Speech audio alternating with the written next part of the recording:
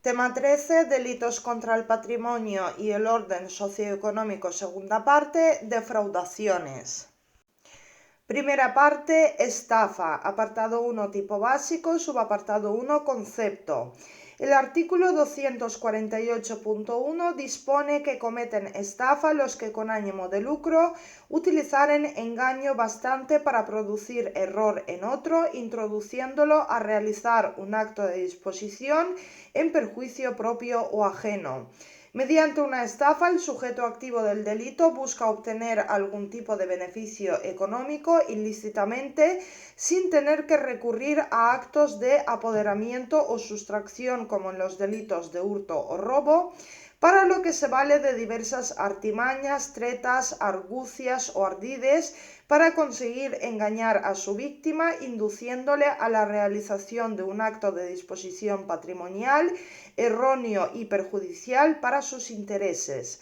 Son conductas fraudulentas en las que la víctima acaba embaucada, timada y despojada de parte de sus bienes. Sujeto activo es quien engaña, mientras que sujeto pasivo será el que realiza el acto de disposición.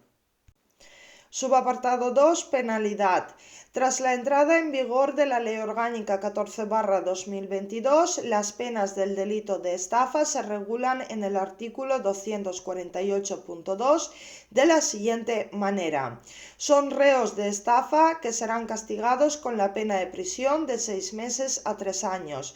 Para la fijación de la pena se tendrá en cuenta el importe de lo defraudado, el quebranto económico causado al perjudicado, las relaciones entre éste y el defraudador, los medios empleados por éste y cuantas otras circunstancias sirvan para valorar la gravedad de la infracción.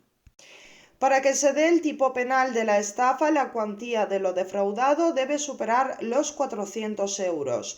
En caso de que sea inferior a esta cantidad, estaremos ante un delito leve, castigado con la pena de multa de 1 a 3 meses. Para la determinación de la pena, el juez, además de las reglas generales de individualización, deberá tener en cuenta los siguientes aspectos: el importe de lo defraudado, el quebranto económico causado al perjudicado, las relaciones entre la víctima y el defraudador, los medios empleados por el defraudador y cualesquiera otras circunstancias que sirvan para valorar la gravedad de la infracción. Subapartado 3. Elementos del tipo. El bien jurídico protegido es el patrimonio ajeno cuando es atacado por medios insidiosos y fraudulentos, aunque no toda acción engañosa o mendaz es una estafa. El tipo de la estafa no solo requiere engaño, sino también otros elementos: el error del sujeto pasivo, el acto de disposición patrimonial y el perjuicio son también elementos esenciales del delito de estafa.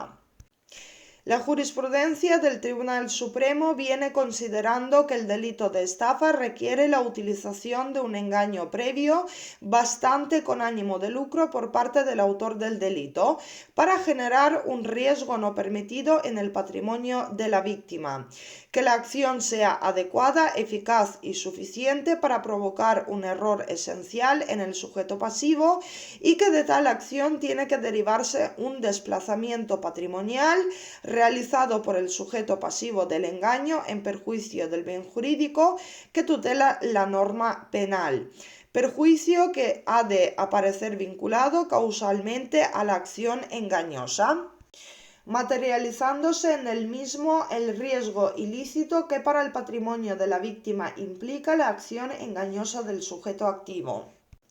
El delito de estafa requiere que el perjuicio patrimonial sea consecuencia de un acto de disposición en perjuicio propio o de un tercero que se explique en términos causales exclusivos y excluyentes por un previo engaño por parte del sujeto activo. Debe existir un orden lógico entre los elementos que configuran el delito de estafa, de manera que el error ocupe un lugar intermedio entre el ardid o el engaño y la disposición patrimonial.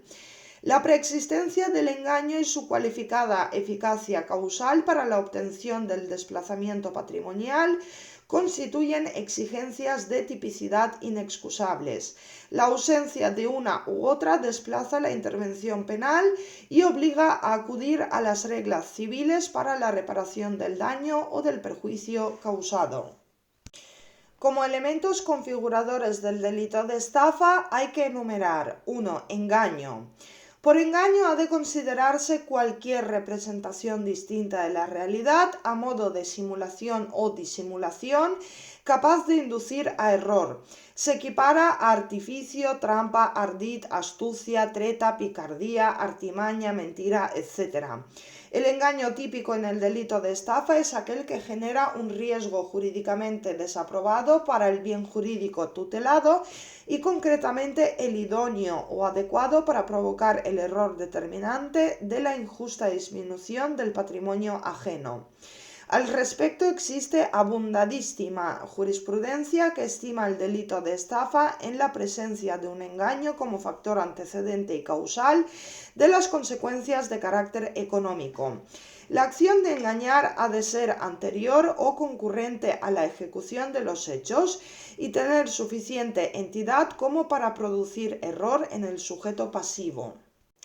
La doctrina jurisprudencial considera como engaño bastante a los efectos de estimar concurrente el elemento esencial de la estafa, aquel que es suficiente y proporcional para la efectiva consumación del fin propuesto, debiendo tener la suficiente entidad para que en la convivencia social actúe como un estímulo eficaz del traspaso patrimonial, valorándose dicha idoneidad tanto atendiendo a módulos objetivos como en función de las condiciones personales del sujeto engañado y de las demás circunstancias concurrentes en el caso concreto.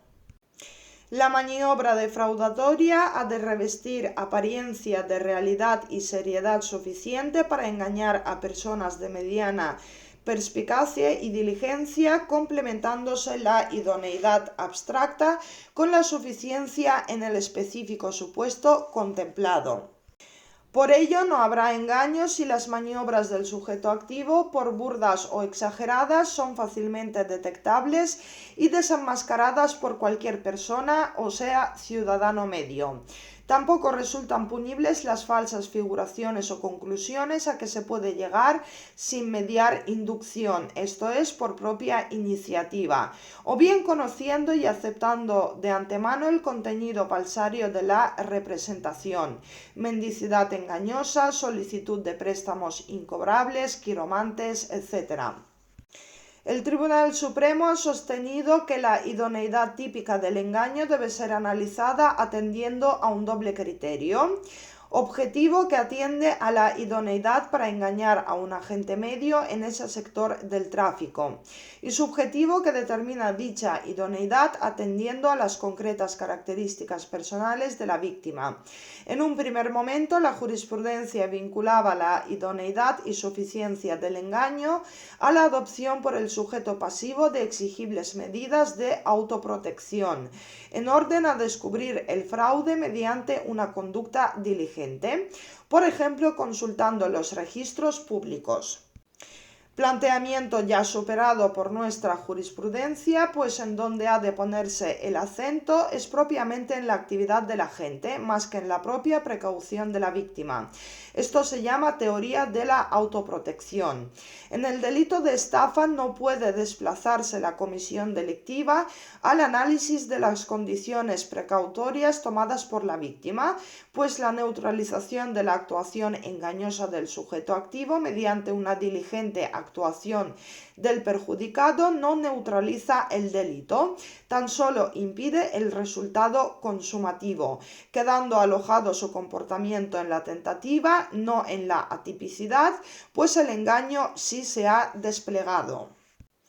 Aunque generalmente la maquinación engañosa se construye sobre la aportación de datos o elementos no existentes, dotándoles de una apariencia de realidad que confunde a la víctima, es posible también que consista en la ocultación de datos que deberían haberse comunicado para un debido conocimiento de la situación por parte del sujeto pasivo, al menos en los casos en los que el autor está obligado a ello. El engaño consiste consiste en afirmar como verdadero algo que no lo es o en ocultar circunstancias relevantes para la decisión del perjudicado. La conducta engañosa tanto puede consistir en una acción como en una omisión en los casos en que hay obligación de ser veraz. La omisión o silencio engañosos resultan punibles en aquellos casos en los que el deber de veracidad deriva de determinadas relaciones, sobre todo de naturaleza contractual, en las que existe una posición equiparable a la de garante, por ejemplo, mediante la ocultación de vicios o cargas en la cosa vendida. El engaño puede ser, por tanto, explícito o implícito. Es explícito cuando se organiza un plan o proceso de seducción para hacer creer a alguien que efectivamente lo que no se ajusta a la realidad es la verdad. Y es implícito cuando se deja de comunicar algo, se oculta algo a alguien a fin de que crea lo que realmente no es cierto o no tanto, no porque se organice una trama para engañarle, sino porque se le oculta algo y debido a esa ocultación esa persona es inducida a error.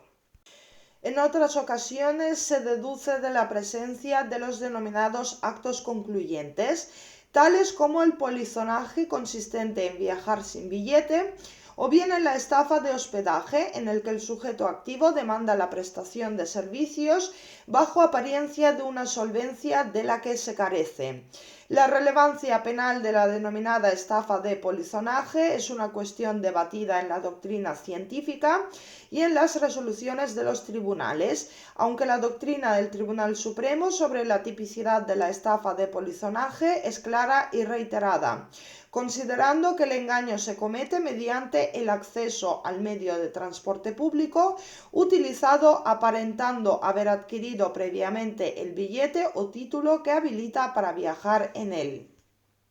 El segundo elemento de la estafa es la creación o producción de un error esencial en el sujeto pasivo, desconocedor o con un conocimiento deformado o inexacto de la realidad por causa del engaño de la gente, lo que le lleva a actuar bajo una ilusoria comprensión, a emitir una manifestación de voluntad partiendo de un motivo viciado, por cuya virtud se produce el traspaso patrimonial.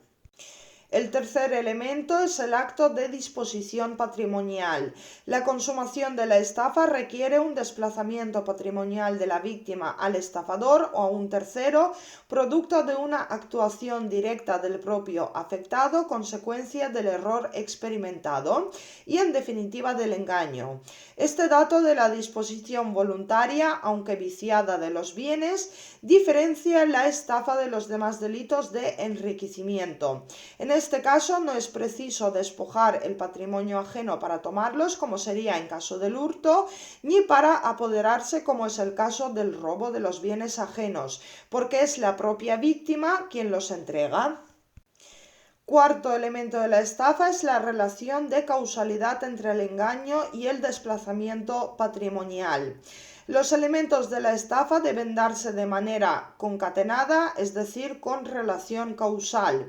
El engaño debe ser la causa del error, el error debe dar lugar al acto de disposición y este ha de ser la causa del perjuicio patrimonial. La alteración de este riguroso orden lógico torna atípica la conducta. Es decir, que debe exigirse un nexo causal o relación de causalidad entre el engaño provocado y el perjuicio experimentado, ofreciéndose este como consecuencia del primero, lo que implica que el dolo de la gente tiene que anteceder o ser concurrente en la dinámica defraudatoria, no valorándose penalmente en cuanto al tipo de estafa se refiere el dolo sobrevenido y no anterior a la celebración del negocio de que se trate. El quinto elemento es el perjuicio, que puede ser ocasionado al sujeto pasivo del delito o a un tercero, y se concreta en la disposición patrimonial. Es un elemento esencial del tipo. Es precisamente la consecuencia final del estado del engaño en el que se encuentra el sujeto pasivo, por el cual realiza un acto de disposición patrimonial y consecuentemente sufre el perjuicio económico concreto, por lo que si no se produce recibe el perjuicio, no se perfecciona el delito y no se consuma. Estaremos ante una tentativa de estafa. Por tanto, la consumación del delito de estafa se produce con el efectivo perjuicio patrimonial sufrido por la víctima al realizar el acto de disposición, no siendo necesario que el estafador obtenga el beneficio económico pretendido. En el perjuicio causado debe incluirse no solo el valor económico del patrimonio afectado, sino también los derechos patrimoniales del titular del patrimonio, así como la finalidad patrimonial pretendida por el titular, lo que permite incluir en el ámbito de los perjuicios conceptos como el lucro cesante, las expectativas frustradas o el daño moral. El valor de la defraudación es el valor del acto de disposición realizado por el sujeto activo. El montante del desplazamiento neto patrimonial, la diferencia entre el valor de lo que se recibe en virtud del acto de disposición y lo que se recibe como contraprestación. Y es el parámetro que utiliza para calibrar la cuantía de la estafa a los efectos de determinar la distinción entre delito leve y grave y para aplicar el subtipo agravado del artículo 250.1.5. Debe ser superior a 400 euros, ya que por debajo de esta cantidad el hecho constituiría el delito leve. Veamos un ejemplo. La denunciada Caridad, con intención de obtener un ilícito beneficio económico, acudió al establecimiento Primark procediendo a buscar un pantalón que tuviera la misma etiqueta que la propia denunciada llevaba, procedente de un pantalón que días anteriores habría adquirido en el mencionado establecimiento. Y una vez que localizó dicho pantalón, acudió a la sección de devolución de objetos comprados y simuló que ese pantalón era el que había adquirido días atrás y que quería devolverlo, aunque lo cierto es que ese pantalón lo acababa de coger del interior del propio establecimiento, exhibiendo para ello un ticket de compra de días anteriores con la misma referencia de pantalón, lo que provocó que el personal del establecimiento abonara el importe de dicho pantalón, que ascendía a 12 euros a la denunciada. Existe perjuicio en los casos denominados de polizonaje, en que se viaja en un medio de transporte sin billete o se presencia un espectáculo público asimismo sin entrada, ya que en todo caso el servicio se presta en virtud de que los usuarios abonen su importe. En cambio, no se incluyen entre los perjuicios las ganancias dejadas de obtener, esto sería expectativas o lucro cesante, que no forman parte del patrimonio a efectos penales. De manera que en el caso de la venta de participaciones de lotería y sorteos que luego resultan premiados, el perjuicio computable a efectos de la estafa es el del valor de la participación y no el eventual del premio, que se tendrá en cuenta para la determinación de la responsabilidad civil, ya que el perjuicio debe ser cierto y concreto. La noción de perjuicio no es sólo objetiva, sino también subjetiva e individual, radicada en la utilidad real de las cosas recibidas en correspondencia a la superchería desplegada.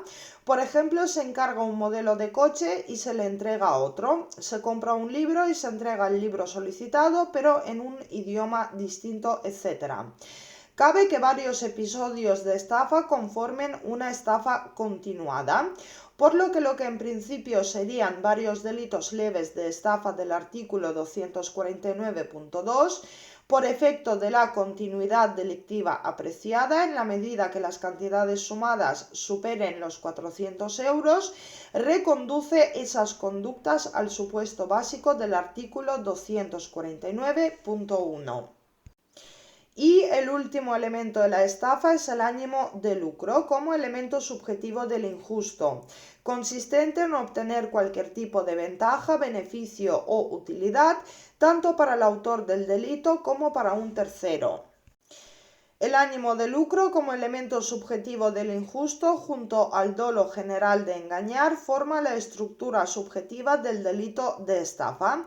consistiendo sustancialmente en la intención de obtener para sí o para otros un enriquecimiento, beneficio o ventaja patrimonial no necesariamente equivalente al perjuicio ocasionado. El ánimo de lucro en el delito de estafa no requiere que el autor persiga su propio y definitivo enriquecimiento. Por el contrario, en el delito de estafa el ánimo de lucro también es de apreciar cuando la ventaja patrimonial antijurídica se persigue para luego beneficiar a otro. El enriquecimiento ilícito en perjuicio de otro constituye el móvil que impulsa la conducta dolosa propia de la estafa.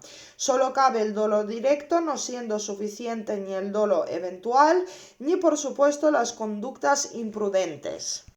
La admisión del dolo eventual parece incompatible con la idea misma de la defraudación, que exige el despliegue de un engaño destinado a perjudicar a la víctima y el ánimo de lucro al buscar el logro de una ventaja patrimonial. Apartado 2. Supuestos asimilados a la estafa, estafas informáticas y utilización fraudulenta de tarjetas de crédito. Tras la reforma del Código Penal por la Ley Orgánica 5/2010 y Ley Orgánica 14/2022, también se consideran reos de estafa las conductas que aparecen tipificadas en el artículo 249, que es la estafa mediante manipulación informática, la fabricación de programas informáticos con esos fines y la utilización indebida de tarjetas de crédito.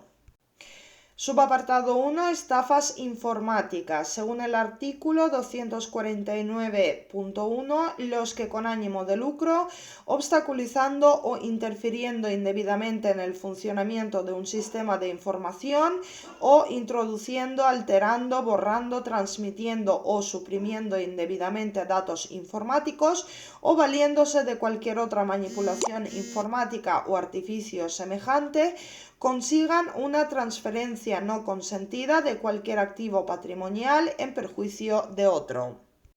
En el primer supuesto, la estafa mediante manipulación informática, nos encontramos ante un tipo peculiar de estafa, en el que no se dan todos los elementos del tipo básico, ya que no hay engaño ni error en el perjudicado, pese a lo cual el Código Penal establece de forma expresa que las manipulaciones informáticas que causen perjuicio patrimonial a otros se considerarán configuradoras del delito de estafa. La estructura típica de la estafa informática se caracteriza por el hecho de que la disposición patrimonial se consigue valiéndose el autor de alguna manipulación informática o artificio semejante. Constituye manipulación informática la introducción, alteración, borrado o supresión indebida de datos informáticos, especialmente datos de identidad, y la interferencia indebida en el funcionamiento de un programa o sistema informático. Respecto al concepto de otro artificio semejante, la única forma de reducir la excesiva amplitud de la conducta típica consiste en atender que el artificio debe ser semejante a la manipulación informática, por lo que ha de suponer el empleo de tecnología avanzada necesariamente informática. La conducta típica, además del concepto de manipulación informática o artificio semejante, introduce otros elementos del tipo cuya concurrencia resulta necesaria, como el ánimo de lucro, el carácter no consentido de la prestación y el perjuicio de tercero. El resultado de la manipulación informática o artificio semejante ha de ser la transferencia no consentida de un activo patrimonial, entendido como el traspaso fáctico de un activo, en perjuicio de tercero. Solo la causación efectiva del perjuicio como consecuencia de la transferencia no consentida de activos patrimoniales conseguida a través de una manipulación informática o artificio semejante da lugar a la consumación del delito. Subapartado 2. Utilización fraudulenta de tarjetas de crédito. Dispone el artículo 249.1 letra B que los que utilizando de forma fraudulenta tarjetas de crédito o débito cheques de viaje o cualquier otro instrumento de pago material o inmaterial distinto del efectivo, o los datos obrantes en cualquiera de ellos realicen operaciones de cualquier clase en perjuicio de su titular o de un tercero. En este caso, el legislador ha dedicado un precepto específico a las defraudaciones realizadas mediante tarjetas de crédito, débito o cheques de viaje, como vía de solución de los problemas suscitados por esas conductas de difícil encaje en la estafa común, por lo que eran reconducidas al delito de robo con fuerza en las cosas, solución un tanto forzada que sin duda no era la más apropiada.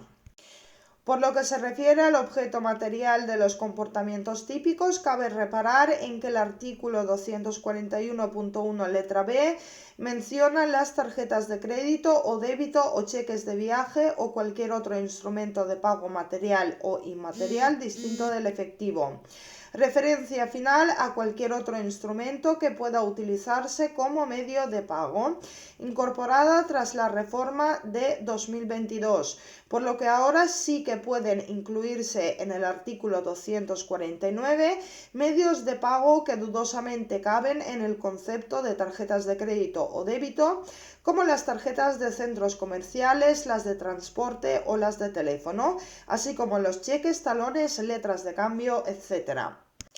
Veamos un ejemplo. Vicenta, con el propósito de obtener un inmediato e ilícito beneficio económico y en perjuicio de Evaristo, para quien trabajaba como cuidadora desde hace 3 años, prevaliéndose de su confianza y siendo conocedora por haberle acompañado en múltiples ocasiones de los números PIN de las 2 tarjetas bancarias empleadas por Evaristo, realizó múltiples extracciones de dinero accediendo a las tarjetas sin el consentimiento de su titular. Concretamente, durante casi 3 años, con la primera tarjeta realizó 57 extracciones en cajeros automáticos por importes desde 200 a 600 euros, que totalizaron 27.300 euros, y con la segunda realizó 104 extracciones en cajeros automáticos por importes desde 200 euros a 600 euros, que totalizaron 56.250 euros, siendo el total defraudado de 83.550 euros.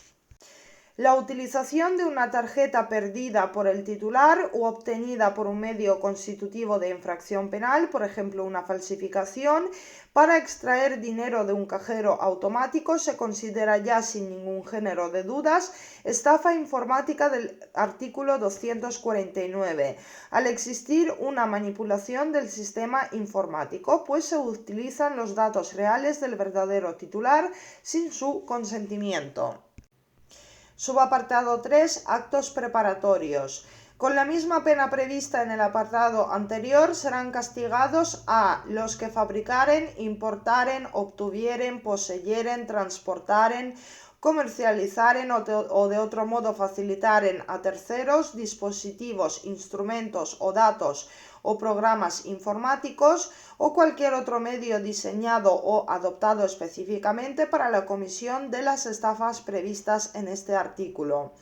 Y B. Los que para su utilización fraudulenta sustraigan, se apropiaren o adquieran de forma ilícita tarjetas de crédito o débito, cheques de viaje o cualquier otro instrumento de pago material o inmaterial distinto del efectivo.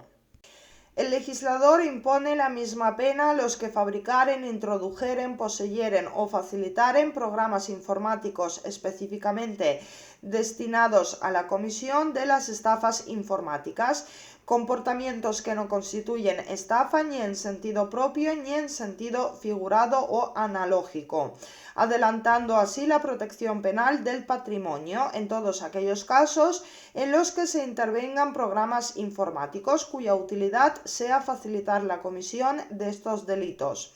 Estamos ante una especie de actos preparatorios del delito de estafa informática, que el legislador, de un modo similar a lo que acontece en los delitos de peligro abstracto, considera que el destino de estos programas informáticos irá ineludiblemente unido a la comisión de una estafa informática. De ahí que el legislador considere que el peligro inherente a estas acciones sea la ratio legis del tipo penal.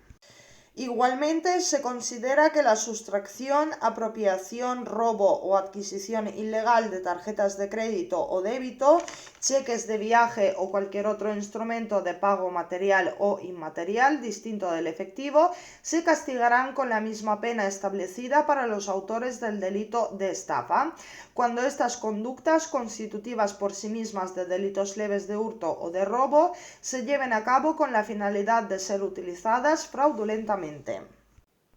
Y subapartado 4, supuesto atenuado.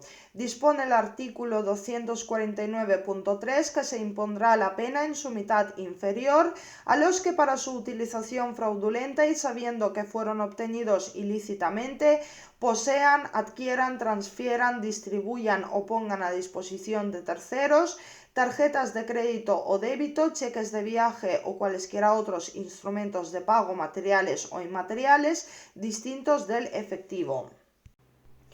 Apartado 3. Supuestos agravados de estafa.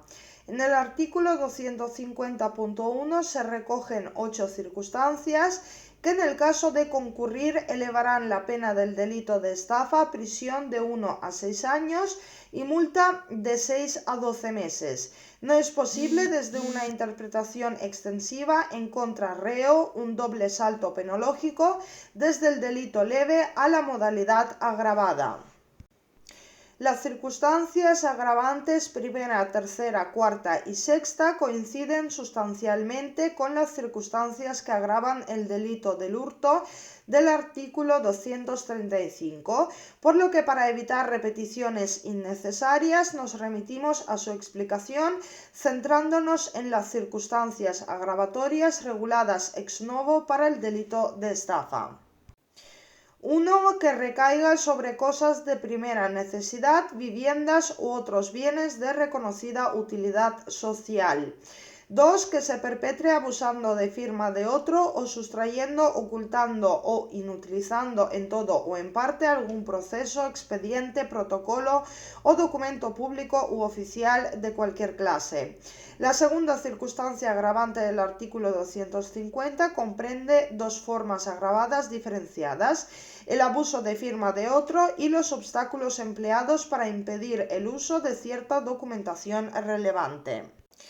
Al referirse el Código Penal al abuso de firma de otro, el engaño puede producirse no solo mediante la clásica utilización de una firma en blanco, sino también en aquellos supuestos en los que se abusa de la firma de otro estampada en cualquier escrito o documento, alterando su finalidad, sus términos o su propia naturaleza, exigiéndose para apreciar tal agravante específica que haya existido abuso o mal uso de la firma, que se rubrica conscientemente en un documento y que se utiliza para un fin distinto para el que se estampó. Al considerar el legislador la falsificación del documento público u oficial como una circunstancia agravante del delito de estafa, no será posible aplicar el concurso de delitos entre el delito de falsificación de documento público oficial y el delito de estafa. 3. Que recaiga sobre bienes que integren el patrimonio artístico, histórico, cultural o científico. 4. Que reviste especial gravedad atendiendo a la entidad del perjuicio y a la situación económica en que deje a la víctima o a su familia. El subtipo agravado previsto en el artículo 250.1.4 contiene dos agravaciones: una objetiva, que tiene por referencia la consideración de un importe de especial gravedad atendiendo al valor de la defraudación y a la entidad del perjuicio, pues vienen a ser equivalentes, y otro de naturaleza subjetiva, que tiene en cuenta la situación económica en que deje a la víctima o a su familia. La jurisprudencia entiende que, a pesar de que el precepto utiliza la conjunción copulativa y, las circunstancias a que alude el precepto no deben ser exigidas de forma conjunta, bastando que concurran aisladamente.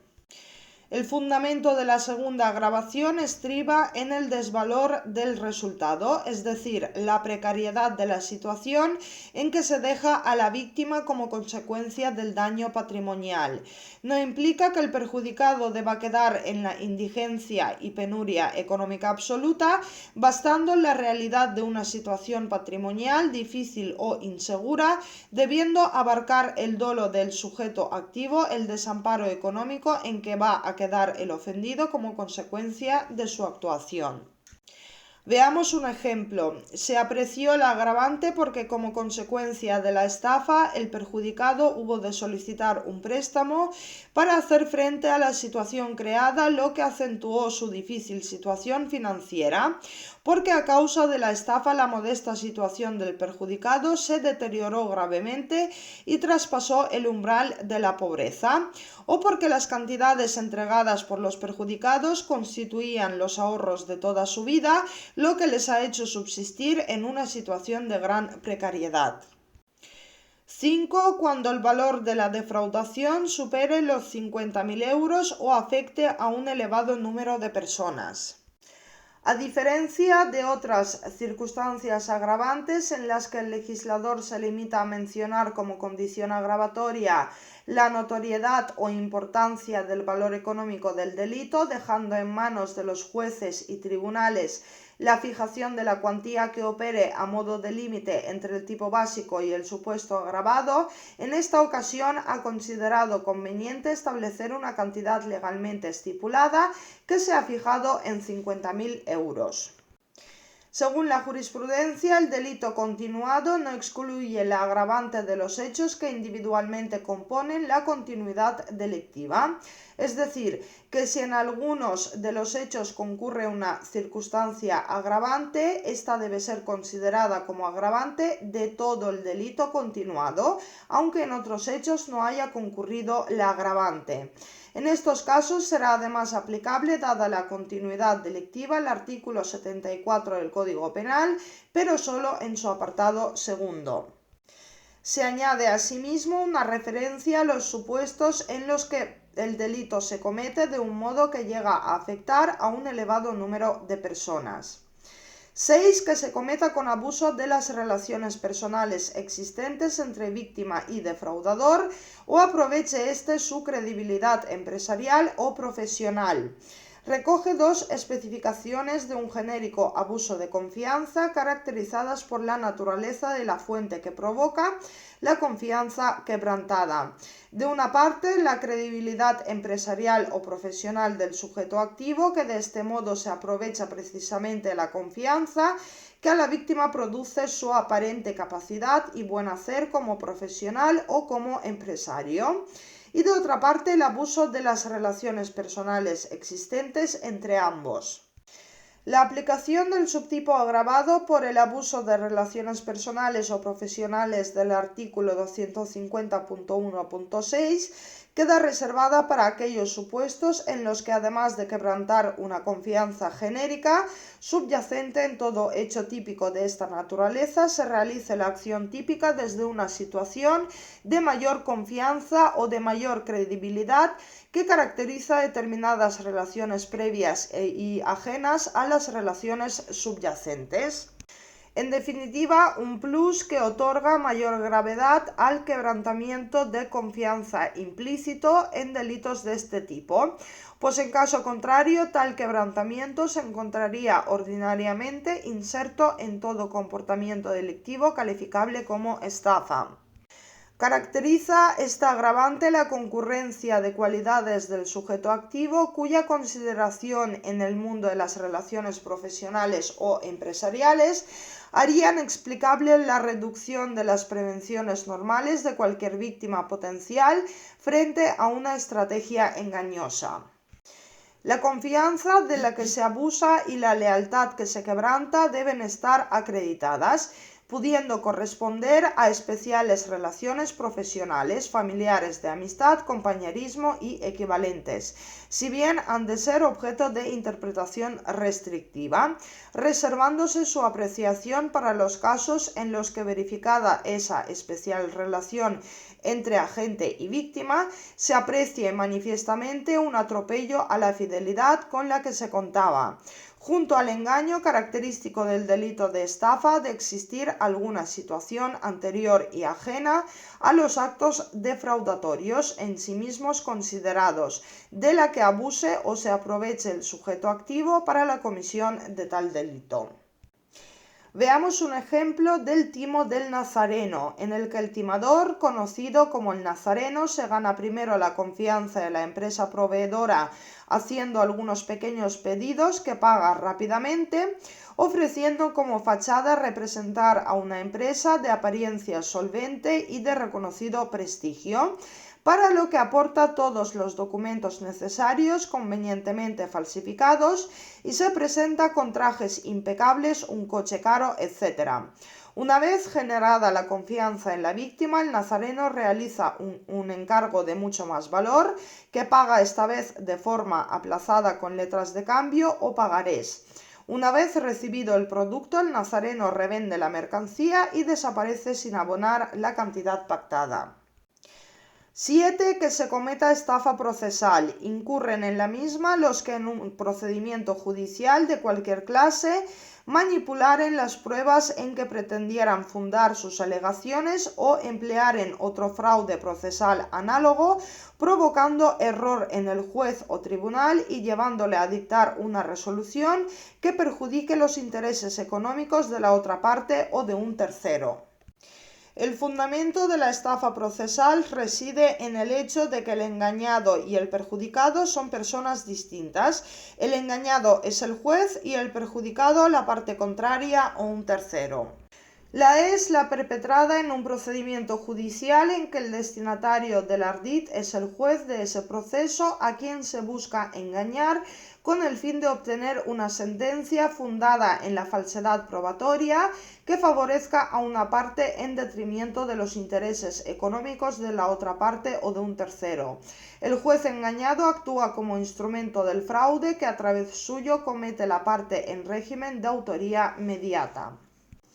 Los dos principales actos de ejecución directa del comportamiento tipificado como estafa procesal consisten en la presentación de pruebas falsas en un procedimiento para generar error en el juez y perjuicio a la parte demandada, fijándose el núcleo de la antijuricidad en el aspecto fáctico del proceso, que es el más susceptible del engaño para el órgano judicial, y un segundo mecanismo de comisión de la estafa procesal sustentado en el concepto abierto de otro fraude procesal análogo, en el que tendrán cabida todos los ardides y maquinaciones que, sin consistir en manipulación de pruebas, puedan inducir a error al juez.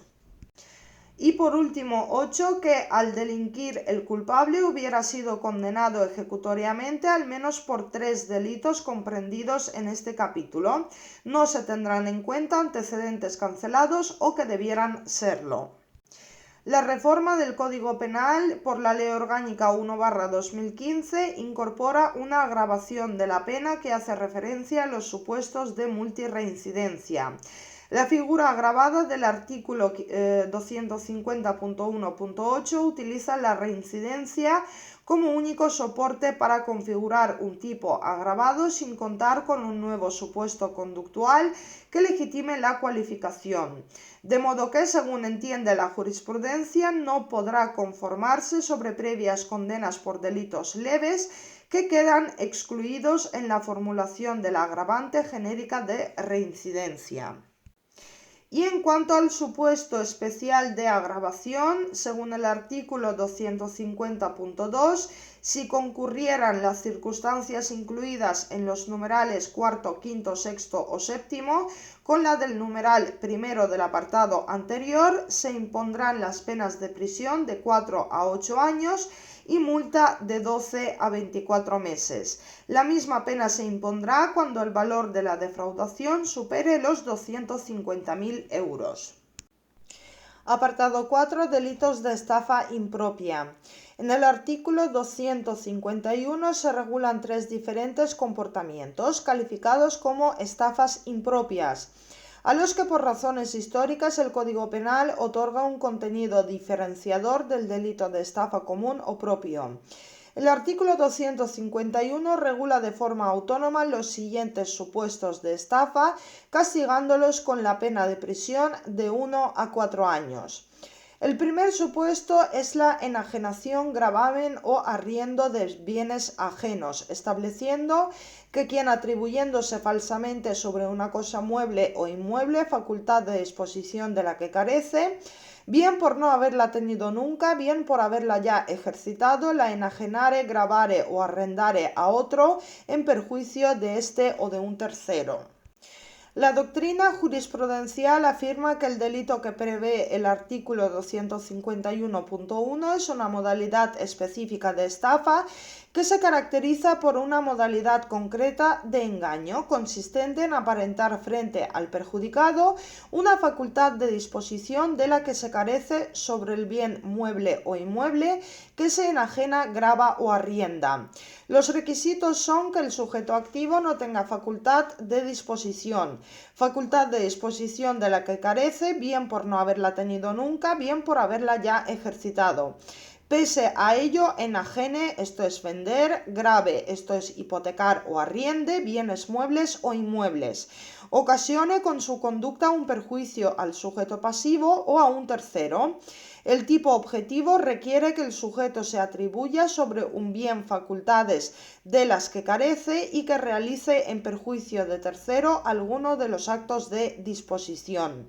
El tipo subjetivo, por su parte, exige que el sujeto conozca que efectivamente carece de las facultades que se atribuye sobre la base de las cuales dispone del bien de que se trate. El segundo supuesto es la disposición de una cosa gravada o enajenada, estableciendo que el que dispusiere de una cosa mueble o inmueble ocultando la existencia de cualquier carga sobre la misma, o el que, habiéndola enajenado como libre, la gravare o enajenare nuevamente antes de la definitiva transmisión al adquiriente, en perjuicio de éste o de un tercero. 3 son los supuestos recogidos en este tipo penal. 1. Disposición de una cosa mueble o inmueble ocultando cualquier carga sobre los mismos. El engaño radica en ocultar las cargas existentes aparentando que el contrato se concierta sobre un bien no gravado. Los requisitos son los siguientes. A. Que exista un negocio jurídico de disposición de un bien o de una cosa cualquiera, entendida esta en su más amplio significado. B. Que a través del mismo haya sido transferido dicho objeto como libre de cargas cuando sobre el mismo pesaba un determinado gravamen. La ocultación de la carga es la esencia del engaño en este tipo penal, pues la estafa impropia requiere también la existencia de este elemento. C. Que con conocimiento de tal gravamen se lleve a cabo la transferencia silenciando esa existencia con la intención de que la transmisión tenga lugar, con la intención de obtener un beneficio económico.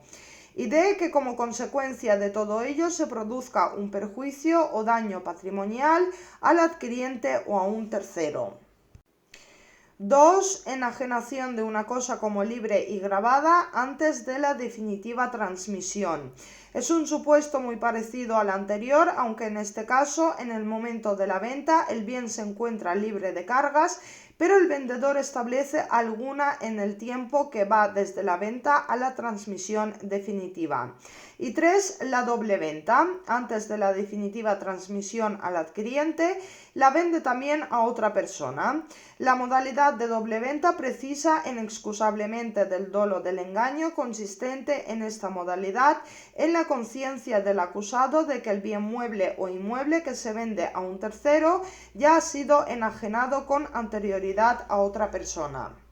Los requisitos en este caso son los siguientes. 1. Que haya existido una primera enajenación. 2, que sobre la misma cosa antes enajenada haya existido una segunda enajenación antes de la definitiva transmisión al adquiriente, es decir, antes de que el primer adquiriente se encuentre con relación a la cosa adquirida en una posición jurídica tal que el anterior titular ya no esté capacitado para realizar un nuevo acto de disposición en favor de otra persona. 3, que se cause perjuicio a otro que puede ser el primer adquiriente o el segundo, según quien sea el que en definitiva se quede con la titularidad de la cosa doblemente enajenada, para lo cual hay que tener en cuenta lo dispuesto en el artículo 1473 del Código Civil. Y 4, que el acusado haya actuado con conocimiento de la concurrencia de estos 3 requisitos objetivos antes expuestos, la existencia de esas 2 enajenaciones sucesivas sobre la misma cosa y del mencionado perjuicio. El tipo solo exige que, habiendo sido efectuada una primera venta, se venda nuevamente la cosa a otro antes de la definitiva transmisión. En cuanto a la relación de causalidad, en esos delitos no es preciso que el engaño determine un acto de disposición, aunque el perjuicio debe derivarse de la acción constitutiva de la segunda venta. Así las cosas, una vez que el núcleo de la acción delictiva se centra en la ejecución de la segunda venta a sabiendas de que ya existe una primera enajenación del bien, no resulta imprescindible ni que concurra un engaño previo en el primer episodio de conducta, ni tampoco que el autor de la segunda venta haya intervenido en la primera, siendo suficiente con que conozca su existencia y a sabiendas de ello realice la segunda enajenación. Y el tercer supuesto es otorgar en perjuicio de otro un contrato simulado. El engaño lleva al perjuicio a través de un contrato simulado, plasmación de la infracción, denominada por la doctrina como falsedad defraudatoria, estafa documental y también simulación de fraude, derivada de la concertación merced a la extensión de un documento público o privado de un negocio jurídico sin existencia real alguna. Esto sería simulación absoluta. O con ocultación del contrato verdadero, que sería la simulación relativa, sustentando en un ánimo tendencial dirigido a causar el perjuicio patrimonial a un tercero que ha de redundar en beneficio de los sujetos activos. Es un contrato ficticio o inexistente en cuanto que no se refleja un negocio jurídico real. El contrato se finge para perjudicar a la otra parte o bien a una tercera persona que no intervino en el contrato. En cualquier caso, se requiere perjuicio de tercero, bien sea al adquiriente o propietario del bien o a un tercero. Apartado 5. Estafas cometidas por personas jurídicas. Establece el artículo 251 bis que cuando, de acuerdo con lo establecido en el artículo 31 bis, una persona jurídica sea responsable de los delitos comprendidos en esta sección, se le impondrán las siguientes penas. A. Multa del triple al quíntuple de la cantidad defraudada si el delito cometido por la persona física tiene prevista una pena de prisión de más de 5 años. Y B. Multa del doble al cuádruple de la cantidad defraudada en el resto de los casos. Atendidas las reglas establecidas en el artículo 66 bis, los jueces y tribunales podrán asimismo imponer las penas recogidas en las letras B a la G del apartado 7 del artículo 33. Segunda parte. Administración desleal. El Código Penal de 1995 había optado por tipificar la administración desleal como un delito societario, a pesar de que se trata en realidad de un delito patrimonial que puede tener por sujeto pasivo a cualquier persona. La reforma de la Ley Orgánica 1/2015 pretende delimitar con mayor claridad los tipos penales de administración desleal y apropiación indebida, aunque se entiende que existe homogeneidad entre ambos delitos, considerando que quien incorpora a su patrimonio o de cualquier modo ejerce facultades dominicales sobre una cosa mueble que ha recibido con obligación de restituirla, comete un delito de apropiación indebida, mientras que quien recibe como administrador facultades de disposición sobre dinero, valores u otras cosas genéricas fungibles, no estando obligado a devolver las mismas cosas recibidas, sino otro tanto de la misma calidad y especie. Por ello, quien recibe de otro dinero o valores con facultades para administrarlos y realiza actuaciones para las que no había sido autorizado, perjudicando de este modo el patrimonio administrado, comete un delito de administración desleal. A través de este delito se intenta proteger el patrimonio de todo aquel que confiere a otro la administración de su patrimonio, sancionándose las extralimitaciones en el ejercicio de las facultades de disposición sobre ese patrimonio ajeno, cuando el administrador incurre en un abuso fraudulento de sus obligaciones por darle un destino al dinero distinto al que correspondía, perjudicando el patrimonio administrado, intentando salvaguardar que el administrador desempeñe su cargo con la diligencia de un ordenado empresario y con la lealtad de un fiel representante en interés de su administrado. Dispone el artículo 252.1 que serán castigados con las penas del artículo 248 o, en su caso, con las del artículo 250 los que, teniendo facultades para administrar un patrimonio ajeno emanadas de la ley, encomendadas por la autoridad o asumidas mediante un negocio jurídico, las infrinjan excediéndose en el ejercicio de las mismas y de esa manera causan un perjuicio al patrimonio administrado. En cuanto al delito leve, dispone el artículo 252.2 que si la cuantía del perjuicio patrimonial no excediere de 400 euros, se impondrá una pena de multa de 1 a 3 meses. El administrador que, abusando de sus funciones, va más allá de las facultades que le han sido conferidas, causándole así un perjuicio al patrimonio administrado, cometerá un delito del artículo 252. En la administración desleal se incluyen las actuaciones abusivas y desleales de los administradores que no comporten expropiación definitiva de los bienes de que disponen en beneficio propio o de tercero. Respecto de los elementos del tipo, para que exista el delito de administración desleal del artículo 252 se requiere 1. La administración de un patrimonio ajeno que puede ser público o privado, pero que si es público el delito no será ya el de la administración desleal, sino el de malversación de caudales públicos. 2. Que se tengan atribuidas facultades de administración. 3. Que se infrinjan dichas facultades que se pueden circunscribir a los deberes de diligencia y de lealtad. 4. Excederse en el ejercicio de las mismas. 5. Que a consecuencia de tal exceso se produzca un perjuicio, cualquiera que sea este, económico o no.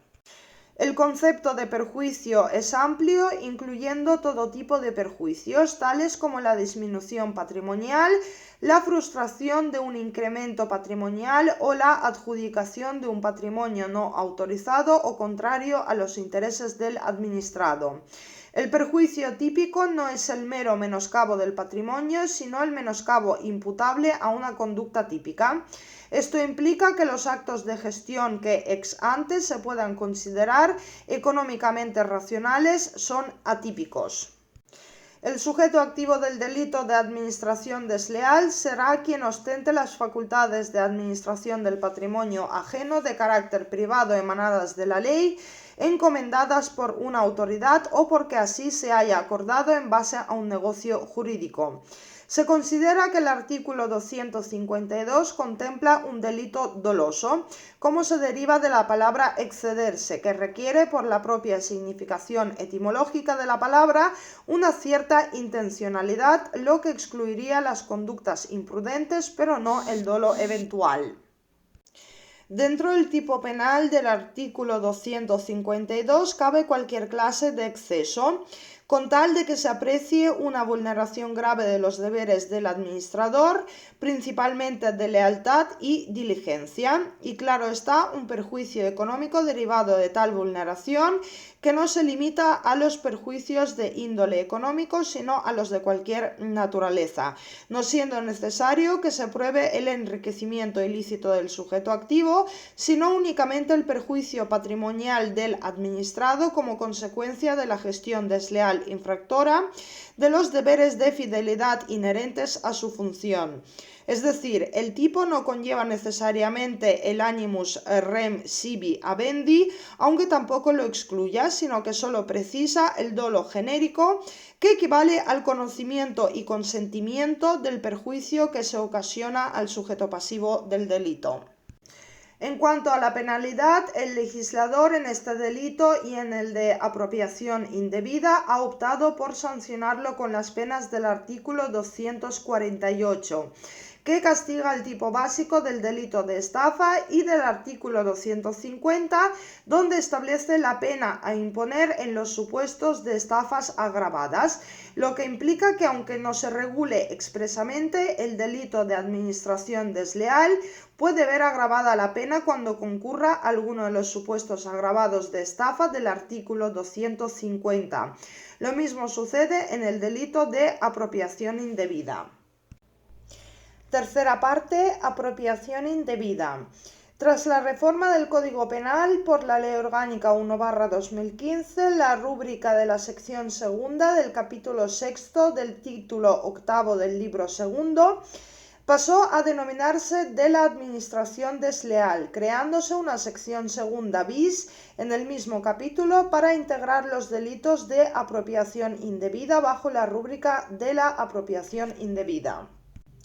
Se diferencia ahora con claridad según se trate de un supuesto de apropiación con quebrantamiento de la relación de confianza con el propietario de la cosa, supuesto que continúa estando castigado con la pena equivalente a la de la administración desleal y la estafa, o de supuestos de apropiación de cosas muebles ajenas sin quebrantamiento del deber de custodia, como es el caso de la apropiación de cosa perdida no susceptible de ocupación, en donde se mantiene la actual agravación de la pena aplicable en los casos de apropiación de cosas de valor artístico, histórico, cultural o científico, y el caso de la apropiación de cosas recibidas por error. Apartado 1. Tipo básico. Establece el artículo 253.1 que serán castigados con las penas del artículo 248 o, en su caso, del artículo 250, salvo que ya estuvieran castigados con una pena más grave en otro precepto de este código, los que, en perjuicio de otros, se apropiaren para sí o para un tercero de dinero, efectos, valores o cualquier otra cosa mueble que hubieran recibido en depósito, comisión o custodia, o que les hubieran sido confiados en virtud de cualquier otro título que produzca la obligación de entregarlos o devolverlos, o negaren haberlos recibido.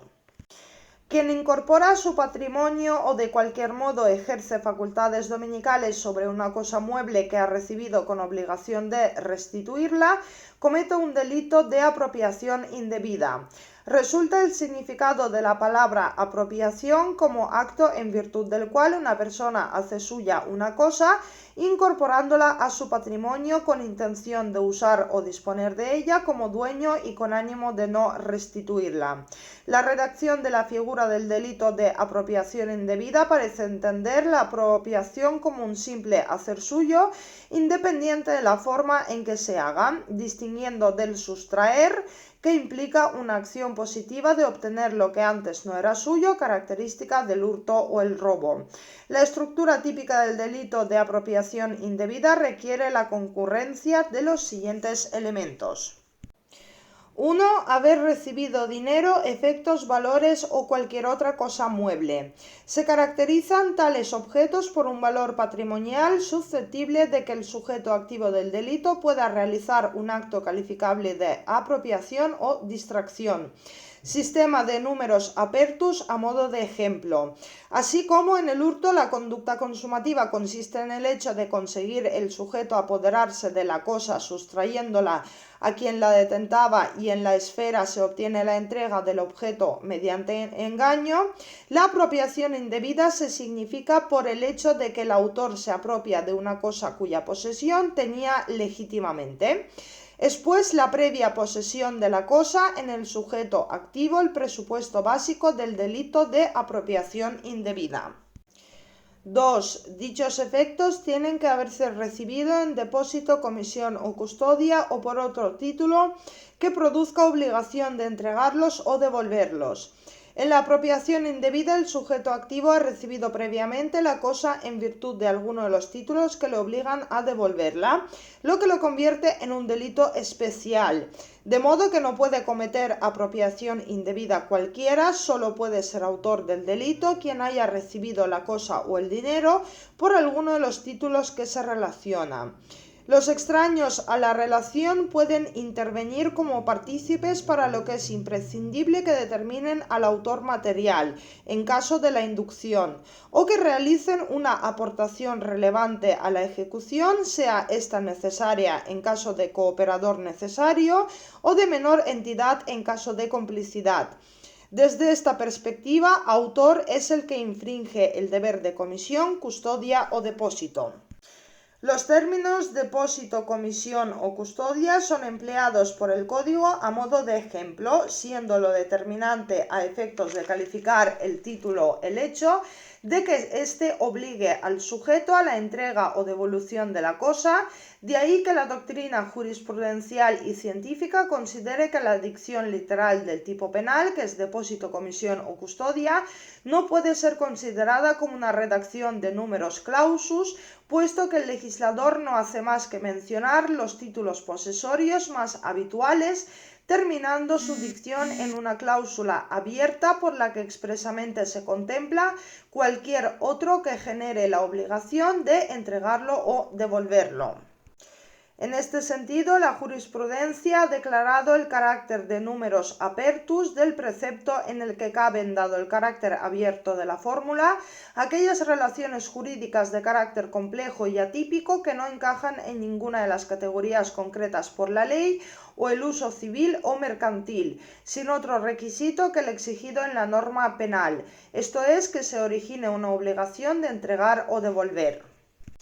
Son, pues, títulos de tenencia que pueden dar lugar a este delito, además de los taxativamente enumerados por la ley definidora del hecho, el usufructo, la prenda, el arrendamiento, la parcería, el mandato, el comodato, el depósito, el precario, el transporte, la gestión de negocios y en general cualquier título de tenencia por parte de una persona de una cosa ajena con obligación de entregarla o restituirla, debiendo considerar como títulos absolutamente inidóneos para servir de soporte a las conductas típicas de apropiación indebida, la donación, la compraventa y la permuta, en cuanto su propia regulación legal contempla la traslación definitiva y sin limitaciones de la propiedad.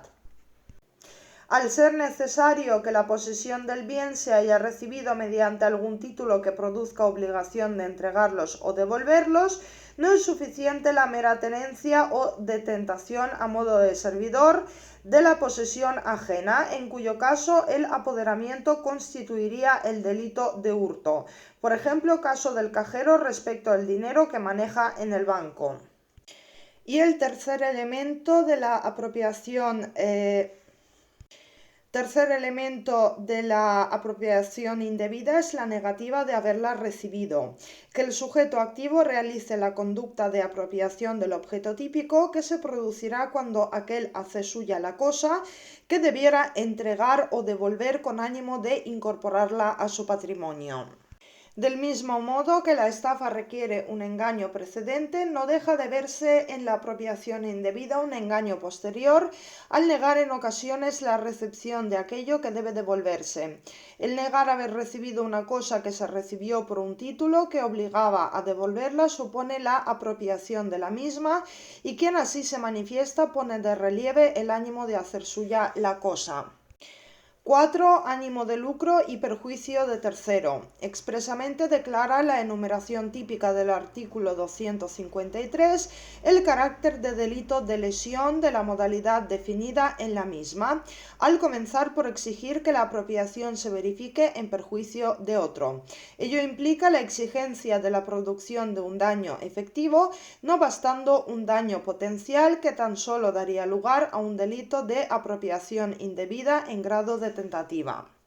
Es un delito esencialmente doloso, ya que es preciso, para que exista el delito de apropiación indebida, que el sujeto obre con ánimo de lucro, elemento subjetivo del tipo, siendo de este modo considerado el ánimo de lucro como constitutivo del dolo específico de la apropiación indebida, dolo de apropiación que gráficamente ha sido identificado con el animus rem sibi habendi, es decir, la manifiesta voluntad de incorporar el dinero, el efecto o la cosa mueble a su patrimonio, a pesar de conocer certeramente la ajenidad y la obligación de devolución.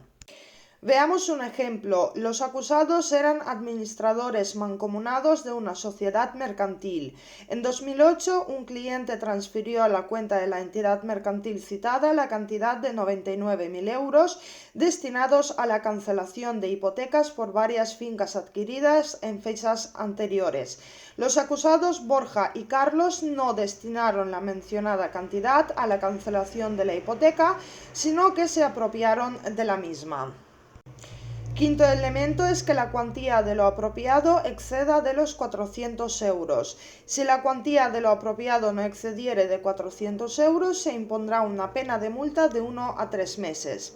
El perjuicio es de índole exclusivamente patrimonial, lo que caracteriza al delito de apropiación indebida como delito de enriquecimiento, y de tal resultado deriva la determinación del sujeto pasivo, que será la persona que sufra de manera directa tal perjuicio. Cabe la causa de justificación del ejercicio legítimo de un derecho, pudiendo retenerse la cosa hasta que el dueño cumpla lo que la ley le exige. Por ejemplo, el dueño del taller mecánico que retiene el coche entregado para reparar hasta que el dueño del vehículo satisfaga el coste económico de la reparación. La posterior devolución no exime de pena. Únicamente tendrá relevancia esta conducta a efectos de responsabilidad civil y para la posible aplicación de la atenuante de reparación del daño del artículo 21 del Código Penal. Apartado 2. Supuestos agravados. El delito de apropiación indebida no recoge expresamente ningún supuesto agravado, aunque al referirse las penas del delito al artículo 248, precepto que recoge la pena del tipo básico del delito de estafa, y al artículo 250, donde se sancionan los supuestos agravados del delito de estafa, el legislador implícitamente está admitiendo la posibilidad de agravar la pena del delito de apropiación indebida cuando concurran alguno de los supuestos agravados regulados para el delito de estafa. Veamos un ejemplo. El acusado, párroco de diversas parroquias situadas en los términos municipales de Ribadeo y Trabada, desde su nombramiento y hasta su cese como párroco de las citadas parroquias, con ánimo de ilícito enriquecimiento, se apoderó e incorporó a su patrimonio, disponiendo de los mismos como propios, decenas de objetos religiosos y de culto, imágenes religiosas, así como muebles y otros objetos pertenecientes a las mencionadas parroquias, unos recogidos en el inventario artístico de Lugo y su provincia, y otros relacionados en la lista de bienes de la Iglesia Católica y el Ministerio de Cultura, a los que el acusado en su condición de párroco tenía acceso y era el encargado de su custodia. El acusado fue condenado como autor de un delito continuado de apropiación indebida, con la agravación específica de recaer sobre bienes que integran el patrimonio artístico, histórico o cultural. La jurisprudencia ha determinado que la proyección de las agravaciones del artículo 250, pensadas para la estafa, al delito de apropiación indebida exige modulaciones, ya que algunas pueden resultar sencillamente inoperantes, como es la estafa procesal, o siéndolo han de ser analizadas con mucho rigor, pues su compatibilidad con el delito de apropiación indebida es menos natural, como es el abuso de firma. Otras no comportan dificultad ni matización alguna, como es la cuantía de lo defraudado, mientras que otras han de experimentar algún reformateo interpretativo como consecuencia de la distinta morfología de ambas tipicidades. Eso sucede con la agravación de abuso de las relaciones personales existentes entre víctima y defraudador o aproveche su credibilidad empresarial o profesional. En una apropiación indebida siempre está presente una relación previa que es su presupuesto. Y ha de ser una relación que por definición reclama una cierta confianza, la que lleva a esa transmisión de la posesión. El quebrantamiento de vínculos de confianza o relaciones personales o de credibilidad es elemento íncito en toda apropiación indebida y la graduación entre una mayor o menor confianza o crédito defraudados es escala poco nítida para sentar fronteras claras entre el tipo básico y el agravado, con el nada desdeñable incremento de pena que comporta la diferenciación. Si no hay un plus relevante respecto de esas relaciones precedentes, habrá que considerar que la agravación es inherente y no determinará un incremento de la antijuricidad. Apartado 3. Supuestos de apropiación de cosas muebles ajenas sin quebrantamiento del deber de custodia. Dispone el artículo 254.1 que quien fuera de los supuestos del artículo anterior se apropiare de una cosa mueble ajena será castigado con una pena de multa de 3 a 6 meses. Si se tratara de cosas de valor artístico, histórico, cultural o científico, la pena será de prisión de 6 meses a 2 años. Establece el artículo 254.2 que si la cuantía de lo apropiado no excediere de 400 euros, se impondrá una pena de multa de 1 a 2 meses. Esto sería delito leve. Aunque el artículo 254 sanciona a quien fuera de los supuestos del artículo anterior se apropiare de una cosa mueble ajena, sin más especificaciones, la doctrina, siguiendo la regulación tradicional del delito de apropiación indebida, considera que son dos las conductas susceptibles de sanción penal: los supuestos de apropiación de cosas u objetos perdidos no susceptibles de ocupación y los supuestos de apropiación de cosas recibidas por error. Subapartado 1. Apropiación de cosa perdida o de dueño desconocido. En la apropiación de cosas perdidas o de dueño desconocido se recoge una tradicional figura delictiva denominada por la doctrina hurto de hallazgo, en la que no hay una apropiación previa, ya que nadie le entrega nada a nadie, sencillamente alguien se encuentra algo y decide hacerlo suyo. Las hipótesis previstas por este precepto se caracterizan por ser supuestos en los que el autor no tiene la previa posesión de la cosa, objeto del adueñamiento, en virtud de un título que produzca la subsiguiente obligación de entregar o devolver. Este tipo de apropiación indebida está constituida por la concurrencia de 3 elementos. 1. La existencia de una apropiación. 2. Que esa apropiación ha de realizarse con ánimo de lucro. Y 3. Que ha de recaer esa apropiación sobre una cosa perdida o de dueño desconocido, pero que tiene dueño, aun cuando no se sepa quién es ese dueño. Hay que distinguir entre la cosa perdida y cosa abandonada, pues la primera de las conductas es la que está castigada penalmente y la segunda no. El Tribunal Supremo ha distinguido ambos conceptos, señalando que para distinguir las cosas perdidas o de dueño desconocido de las abandonadas hay que acudir a las reglas de la experiencia. La determinación de la naturaleza de la cosa hallada, abandonada o perdida, en tanto se desconoce la voluntad de su dueño, tan solo puede establecerse atendiendo a factores de verosimilitud o probabilidad.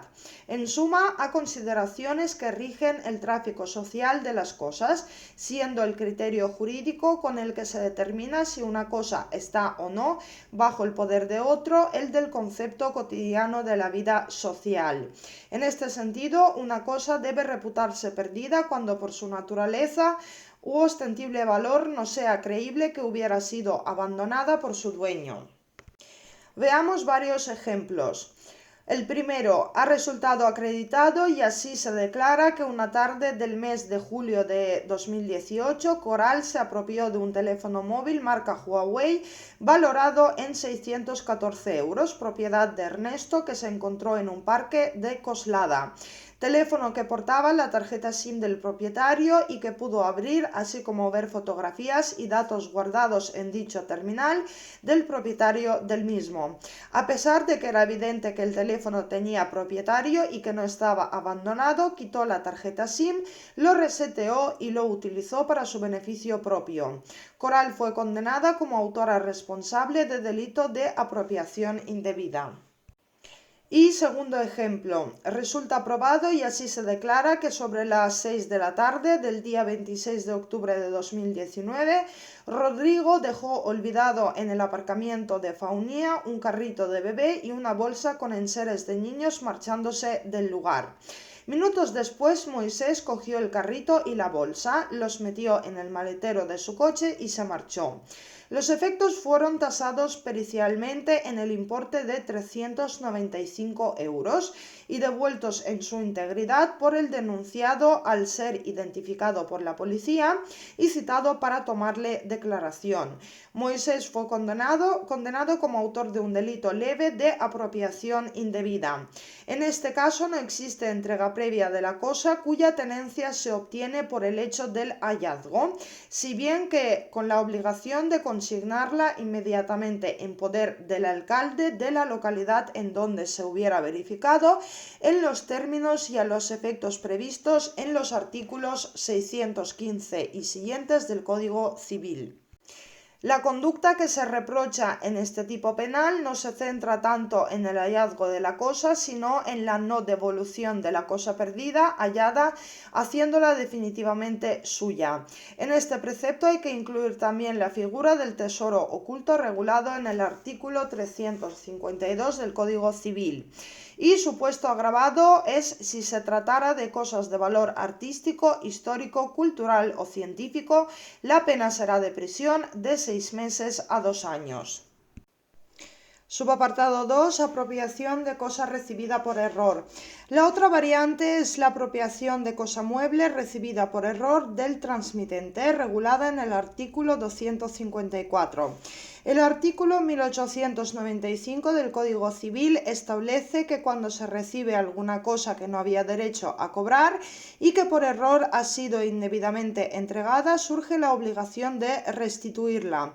De modo que el Código Penal se ha limitado en esta modalidad específica de apropiación indebida a criminalizar el incumplimiento de esta obligación.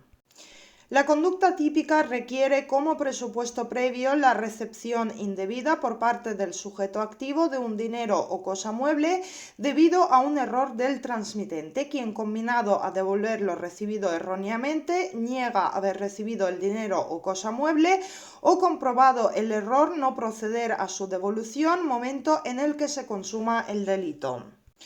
El ejemplo más común de esta conducta es el de aquella persona a la que por error le ingresan en su cuenta bancaria una suma económica que no le corresponde y en lugar de advertir al banco del error, se apropia del dinero y niega haberlo recibido cuando desde la entidad bancaria le exigen su devolución. Cuarta parte, defraudaciones de fluido electrónico y análogas. Apartado 1. Defraudaciones de energía o fluidos ajenos. Dispone el artículo 255.1 que será castigado con la pena de multa de 3 a 12 meses el que cometiere defraudación utilizando energía eléctrica, gas, agua, telecomunicaciones u otro elemento, energía o fluido ajenos por alguno de los medios siguientes. 1. Valiéndose de mecanismos instalados para realizar la defraudación. 2. Alterando maliciosamente las indicaciones o aparatos contadores. Y 3. Empleando cualesquiera otros medios clandestinos. La razón por la que se creó un tipo especial de defraudaciones para esta clase de actividades delictivas radica en que estas energías en tanto que fluidos ni son susceptibles de apropiación ni de hurto o robo, salvo que se trate de una energía envasada. Del mismo modo que tampoco parece técnicamente posible incluirlos como un supuesto de estafa, porque no existe un acto de disposición derivado de un engaño. Lo característico de esta actividad delictiva es que se trata del aprovechamiento ilícito de fluidos que se suministran mediante aparatos contadores, sean o no energéticos. Constituye la acción típica el apoderamiento indebido mediante la existencia de los mecanismos específicos que permitan el uso ilícito o a través de trucaje de los aparatos contadores o cualquier otro medio secreto, oculto o ilícito susceptible de producir el mismo resultado. La especificidad de la defraudación viene determinada, además de por el objeto material sobre el que ha de recaer la defraudación, que habrá de serlo la energía eléctrica, el gas, el agua, las telecomunicaciones u otro elemento, energía o fluido ajenos. Por la limitación de las acciones susceptibles de integrar el tipo penal, pues solo se realizará a partir de alguno de los medios comisivos enunciados en el propio precepto. 1. Valiéndose de mecanismos instalados para realizar la defraudación. 2. Alterando maliciosamente las indicaciones o aparatos contadores. La segunda modalidad de defraudación implica que el sujeto altere las indicaciones o bien los aparatos contadores. Y 3. Mediante cualquier mecanismo clandestino, esto es, secreto u oculto. El tipo penal no exige cualificación alguna para poder cometer el delito, estando ante un delito común del que puede ser sujeto activo del mismo cualquier persona, aunque lo normal sea que el hecho lo realicen los usuarios y suscriptores del servicio respectivo. No es necesario llevar a cabo personalmente la concreta acción de manipular los indicadores o contadores, que sería autoría directa, siendo suficiente su utilización con el conocimiento de que ésta se había realizado. La defraudación de fluidos únicamente admite la modalidad dolosa, excluyendo el delito imprudente. El delito se consuma cuando el culpable, con conocimiento de la manipulación y sabiendo cómo se utiliza, se vale de esos mecanismos para llevar a cabo la defraudación. Se trata de un delito de resultado, pues el tipo penal exige que efectivamente el sujeto activo se apropie del fluido y con ello cause un perjuicio ajeno. Por tanto, caben las formas imperfectas de ejecución si instalado el mecanismo no llega a utilizarse o se utiliza sin causar perjuicio patrimonial alguno. Por su parte, dispone el artículo 255.2 que si la cuantía de lo defraudado no excediere de 400 euros, se impondrá una pena de multa de 1 a 3 meses, con lo cual sería un delito leve. Veamos un ejemplo. Una sentencia del Juzgado de Instrucción número 9 de Granada de 21 de febrero de 2018 absolvió a una mujer que había enganchado la luz de su vivienda a la red de la comunidad del edificio, tras ser denunciada por la comunidad de propietarios al comprobar que estaba defraudando suministros de energía, aunque posteriormente le condenó la deuda. La compañía eléctrica Endesa Distribución Eléctrica se personó en la causa como acusación particular y pedía ser indemnizada con más de 3.500 euros por el gasto de luz que había ocasionado ese enganche ilegal. Pese a considerar probado que la mujer cometió un delito leve de defraudación de fluido eléctrico, del que ya la propia acusada reconoció los hechos, el juez la eximió de la responsabilidad penal al aplicar la causa de justificación de estado de necesidad, al aceptar los argumentos de la acusada, quien reconoció que se había visto obligada a disfrutar ilícitamente de energía eléctrica por su carencia de recursos económicos y la existencia de 3 hijos a su cargo. Esto se denomina pobreza energética.